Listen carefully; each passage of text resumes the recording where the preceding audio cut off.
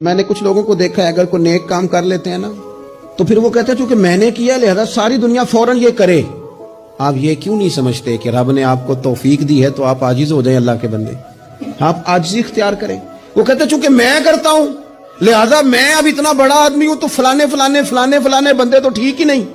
حضرت سعدی شیرازی کہتے ہیں کہ تہجد کا ٹائم تھا پرانے زمانے میں نا, لوگ مسافر اکثر رات مسجدوں میں آ کے گزارتے تھے تو کہتے ہیں مسجد میں لوگ سوئے ہوئے تھے سارے, تہجد کا ٹائم تھا, میں تہجد کی نماز پڑھ رہا تھا, میرے والد بھی ساتھ تھے, تو میں نے اپنے ابا جی سے کہا یہ دیکھو کتنے بد نصیب ہیں, نفلوں کا ٹائم ہے اور یہ سوئے ہوئے ہیں.